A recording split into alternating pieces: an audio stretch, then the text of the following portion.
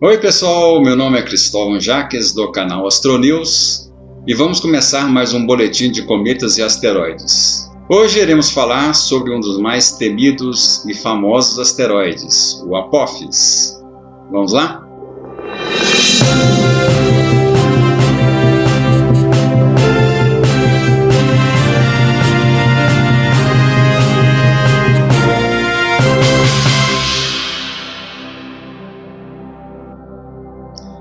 O asteroide Apophis fará uma aproximação em relação à Terra no próximo dia 6 de março deste ano, quando ele vai passar pouco menos de 17 milhões de quilômetros, nada comparável com a grande aproximação que ele fará no dia 13 de abril de 2029, quando ele vai passar a 31.700 quilômetros do nosso planeta. Mas este ano vai ser a maior aproximação até essa data de 2029.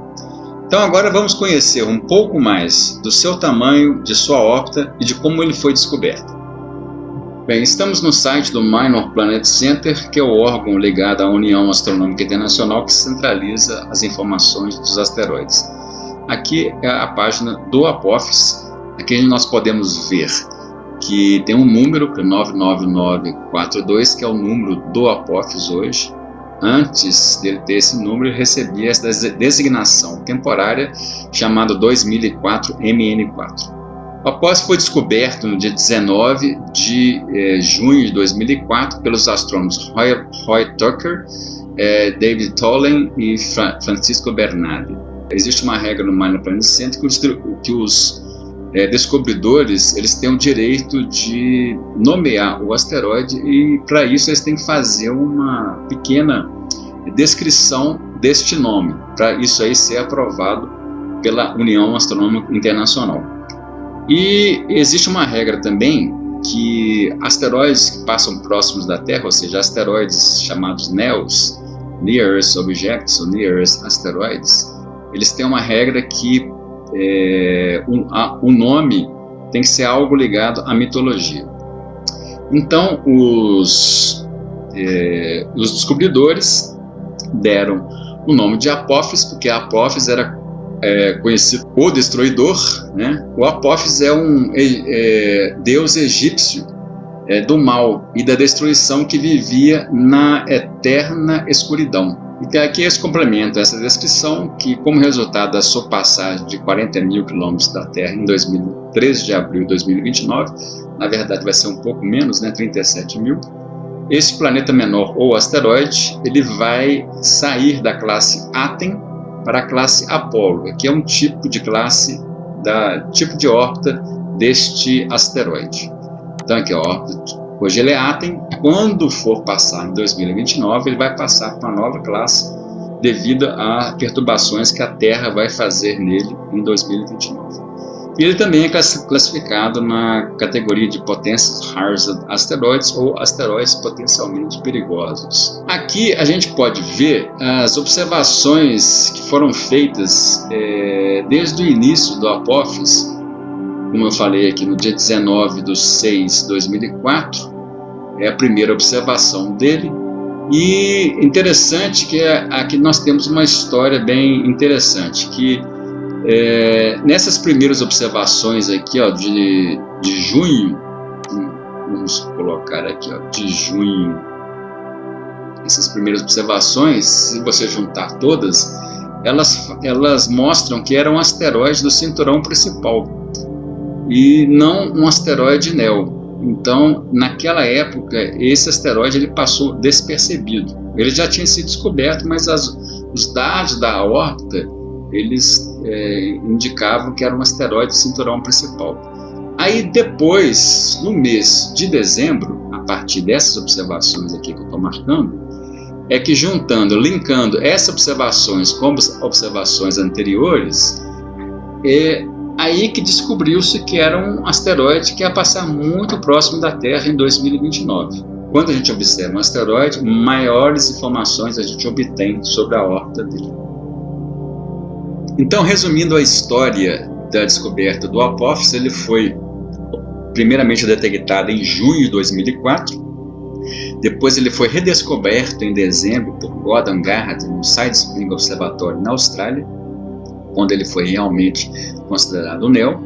E aí o pessoal viu que ele ia ter uma passagem próxima da Terra em 2029.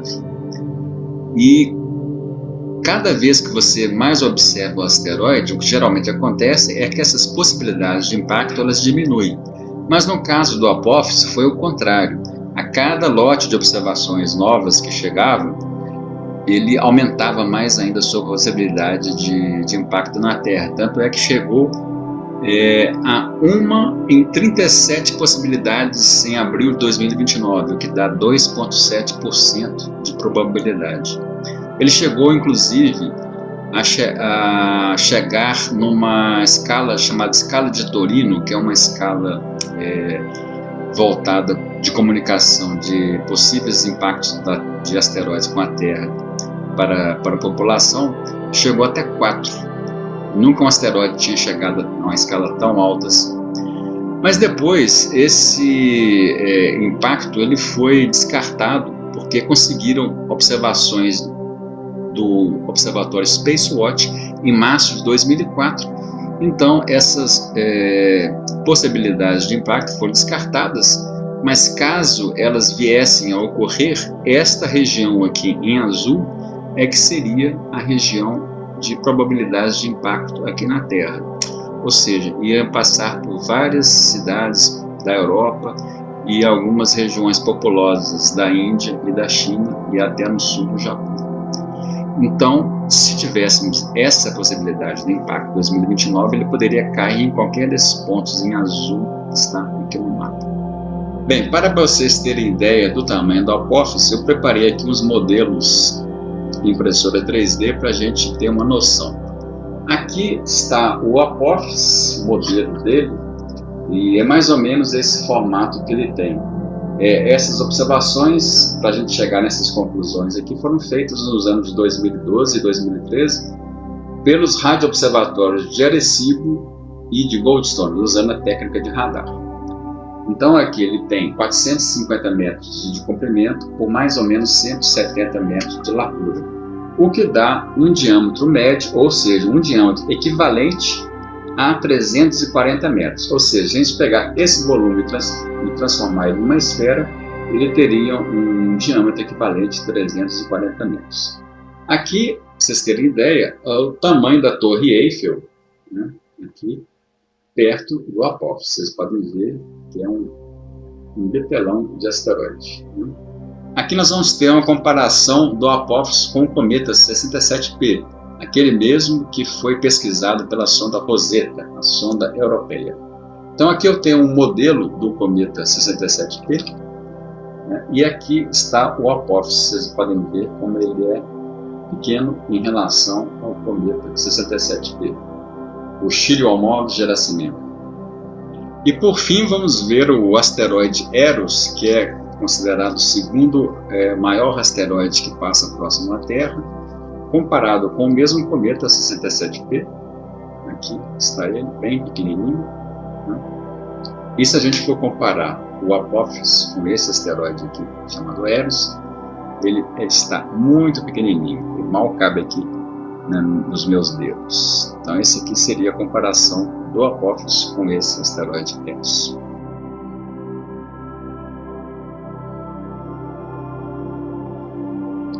O Apophis vai passar a pouco menos de 17 milhões de quilômetros da Terra no dia 6 de março deste ano.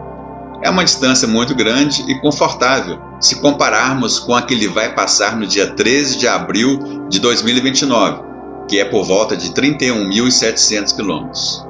Os cientistas querem aproveitar essa aproximação para estudá-lo bem, porque não terão outra oportunidade até 2029.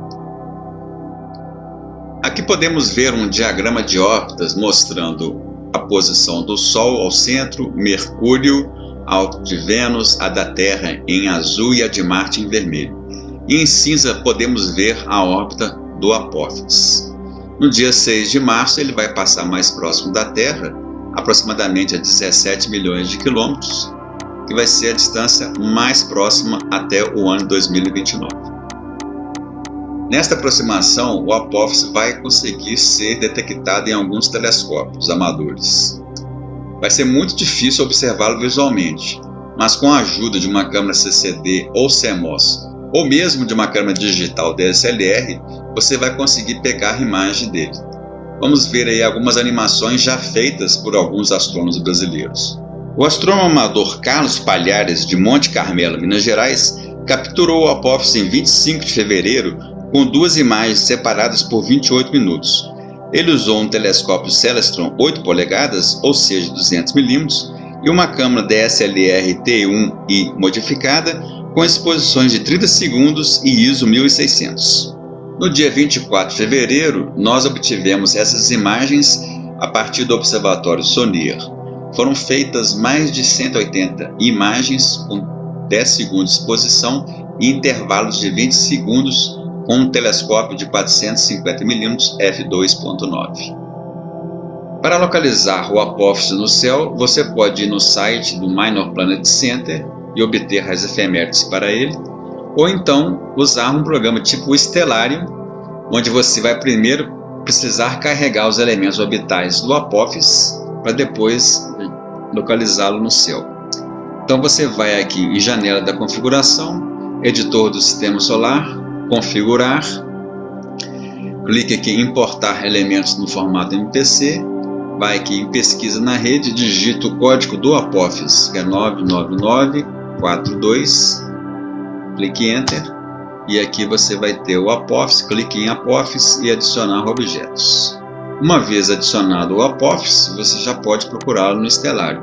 Vá aqui na janela de pesquisa, digita Apophis ou 9942, tanto faz, e você vai ter a posição dele no céu. Nessa época do ano agora, ele vai estar já logo no início da noite, mais ou menos a uns 26 graus de altura, dependendo obviamente da sua latitude, e no dia da sua máxima aproximação, ele vai estar aqui nesta posição, dia 6 de março, aqui vamos colocar aqui as constelações, a constelação de Hidra, aqui na constelação de Hidra, próximo a essa estrela aqui, que é a estrela mais brilhante de Hidra, Alphard. Em novembro de 2020, eu participei de um workshop intitulado Apophis T-9 anos. Neste evento virtual, vários cientistas participaram mostrando o que existe de conhecimento do Apophis e também o que está previsto principalmente para a próxima aproximação que vai se dar em 2029. Um dos pontos altos do workshop foi a apresentação do investigador principal da OSIRIS-REx, Dante Lauretta. Ele mencionou de uma possível extensão da missão em vista para pesquisar o Apophis. Vamos ver. Então aqui está a proposta de extensão da OSIRIS-REx para uma missão ao Apophis. Uma das principais justificativas para se usar OSIRIS-REx nessa missão ao Apophis é que ela já está lançada, os equipamentos já foram desenvolvidos e calibrados e, além disso, tem uma equipe bem especializada em aproximação de asteroides. Então, os custos, se a gente for comparar com uma missão que vai começar do zero, são relativamente bem baixos.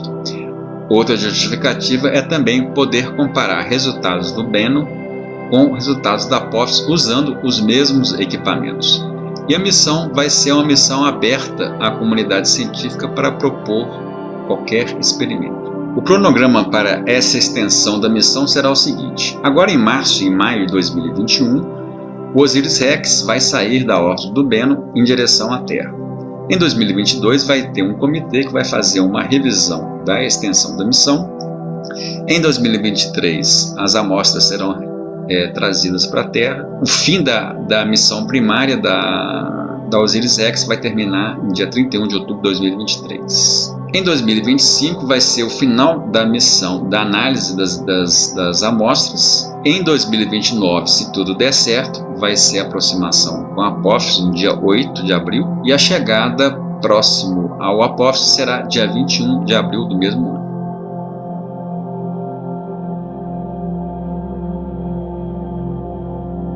Nesta animação, podemos ver a aproximação do Apophis em relação à Terra em 13 de abril de 2029.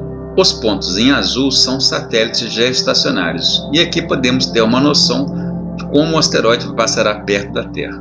Aqui podemos ter uma outra visão da aproximação do Apophis em 2029. No meio nós temos a Terra em verde, depois o círculo de satélites geoestacionários e o círculo maior é a órbita da Lua. Dá para ver claramente como o Apófis vai ser desviado na sua órbita a partir da influência gravitacional da Terra. Um asteroide de 340 metros de diâmetro, que vai passar a 5,8 raios da Terra de aproximação. Ele é 300 vezes mais massivo que aquele asteroide ou cometa que caiu em Tunguska e 5.000 vezes mais massivo do que o Chelyabinsk, aquele meteoro russo que caiu em 2013. Um dos fatos mais interessantes dessa aproximação é que o Apófis vai poder ser visto a olho nu. Pessoas que moram no continente africano, europeu ou até no leste do Brasil vão conseguir observar. No caso do Brasil, ele vai poder ser observado aproximadamente por 1 hora logo após o pôr do sol. Para efeitos de comparação do brilho que ele vai atingir, nós podemos pegar a estrela delta do Cruzeiro ou a estrela Epsilon do Cruzeiro, que é intrometida. Ele vai estar num brilho intermediário entre essas duas, aproximadamente magnitude 3. Em mais um efeito desta aproximação, cientistas da Universidade de Ithaca, nos Estados Unidos, calculam uma probabilidade de 20% de ter uma pequena chuva de meteoros exatamente na data de aproximação.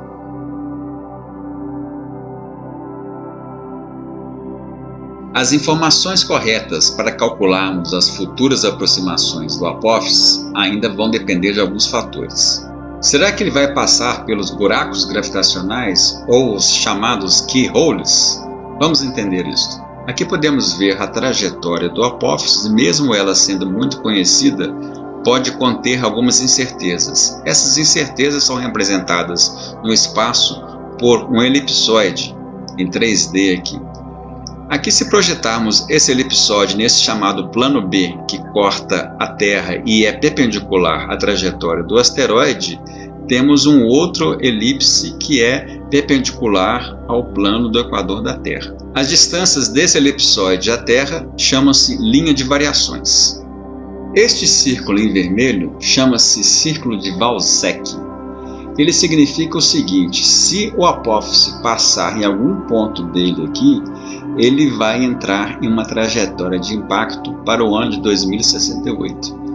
Ou seja, após a passagem de 2029, ele vai passar para um período de órbita em torno do Sol por volta de 1,15 anos, ou seja, ele vai dar 34 voltas em torno do Sol e após 39 anos ele vai assumir uma trajetória de impacto com a Terra.